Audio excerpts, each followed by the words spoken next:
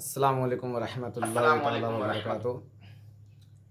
دوستو، آج میں آپ کو بتانے کی کوشش کر رہا ہوں مکہ مکرمہ سے میدان کربلا تک حضرت عبداللہ ابن زبیر رضی اللہ تعالیٰ عنہ یزید کے بد ارادوں کو اور پھر حاکم مدینہ ولید کا ان کو یزید کی بیعت کے لیے کہنے کے بعد مدینہ منورہ سے پہلے ہی مکہ مکرمہ آ گئے تھے، اور جب ان کو اور دوسرے مسلمانوں کو حضرت امام حسین کی کوفہ کو روانگی کا پتہ چلا تو فوراً حاضر خدمت ہوئے اور عرض کی، اے نواسۂ رسول اور اے جگر گوشۂ بطول، کوفہ والے اپنی بدعہدی اور بے وفائی میں مشہور ہیں۔ امام حسین سے حضرت عبداللہ بن زبیر اور سب جو مسلمان تھے صحابی رسول مکہ شریف میں تھے، ان لوگوں نے کیا کہا کہ اے نواسۂ رسول، کوفہ والے بدعہدی میں اور وعدے خلافی میں اور جو ہے بے وفائی میں، جیسا کہ آج دیکھتے ہیں کہ محبت کے نام پہ، دوستی کے نام پہ، رشتہ داری کے نام پہ بہت سارے ایسے بے وفا دنیا میں پلتے ہیں، بستے ہیں، ویسے ہی حضرت عبداللہ بن زبیر کہہ رہے ہیں کہ کربلا والے یعنی کوفہ والے جو ہے اپنی بے وفائی میں کافی مشہور ہیں، اور ہمیں فکر ہے کہ کہیں آپ کے ساتھ بھی کوئی دھوکہ نہ ہو، اس لیے آپ کوفہ جانے کا ارادہ ملتوی کر دیں، یعنی کہ ختم کر دیں، اور ہم وعدہ کرتے ہیں کہ جب تک ہماری زندگی ہے آپ کی طرف کوئی آنکھ اٹھا کر بھی نہ دیکھ سکے گا۔ مگر حضرت عبداللہ ابن زبیر اور دوسرے اکابرین اسلام کی یہ درخواست امام پاک نے قبول نہ کی، اور فرمایا کہ مجھے اپنے نانا پاک علیہ الصلوۃ والتسلیم کا وہ فرمان یاد ہے کہ ایک دمبا حرم کعبہ میں ذبح کیا جائے گا، جس کی وجہ سے کعبۃ اللہ کی بے حرمتی ہوگی، اور مجھے ڈر ہے کہ کہیں وہ دمبا میں ہی نہ ہوں۔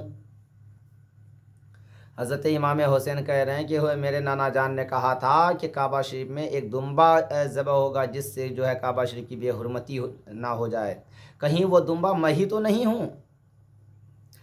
اور کہیں میری وجہ سے کعبۃ اللہ کی بے حرمتی نہ ہو۔ جب امام حسین اپنے ارادے سے کسی صورت بھی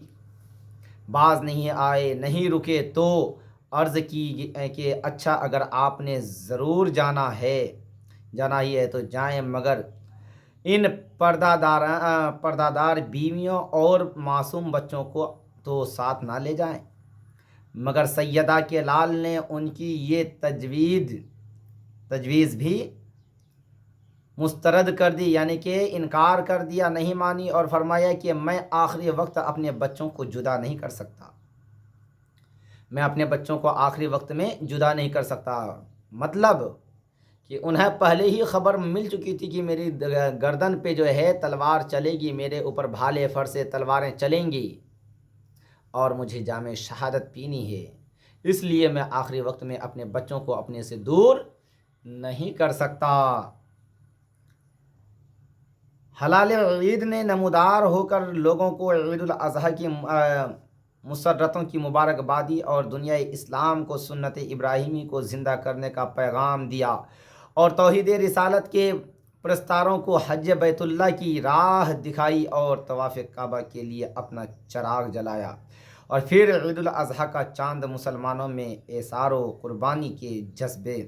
کو زندہ کر کے ڈوب چکا تھا، اور صبح کے چہرے پر شام کی زلفیں سیاہ بکھر چکی تھی، اور دین کی روشنی پر رات کے اندھیرے پوری طرح مسلط ہو چکے تھے، اور صفا مروہ کی پہاڑیاں حضرت حاجرہ کے شعر کو دیکھنے کے لیے دور دور سے آنے والے مسلمانوں کی راہ دیکھ رہی تھی، اور کھجوروں کے گچھے ذکر الہی میں جھوم رہے تھے، اور آب زمزم مسلمان مسافروں کی پیاس بجھانے کے لیے موجزن ہو چکا تھا، اور رات آدھی بیت چکی تھی کہ دوش رسول کا سوار چپکے سے خانہ کعبہ میں داخل ہوا، 2 نفل پڑھے، اور بارگاہ رب العزت میں ہاتھ پھیلا کر دعا کی کہ اے میرے معبود حقیقی، عین اس وقت جب کہ عید الاضحیٰ قریب آ رہی ہے اور مسلمان تیرے گھر کا طواف کرنے کے لیے دور دور سے چلے آ رہے ہیں، تیرا حسین اور تیرے محبوب کا حسین تیرے گھر کو چھوڑ کر پردیش جا رہا ہے، اور تیرے گھر کے یہ در و دیوار جو میرے لیے سائے رحمت ہیں، آج میں ان سے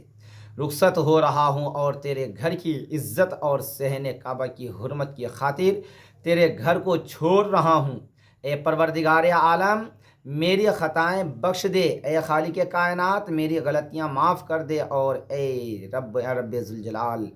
اپنے پیارے محبوب پاک کا صدقہ مجھے توفیق عطا کر کے تیرے اور تیرے رسول کے دشمنوں کے ظلم و ستم ہنسی خوشی برداشت کر لوں، اور مجھے ایسا حوصلہ بخش کے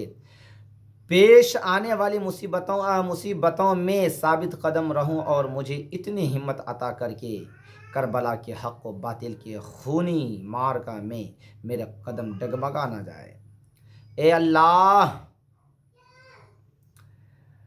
اللہ کے گھر کی مقدس دیوار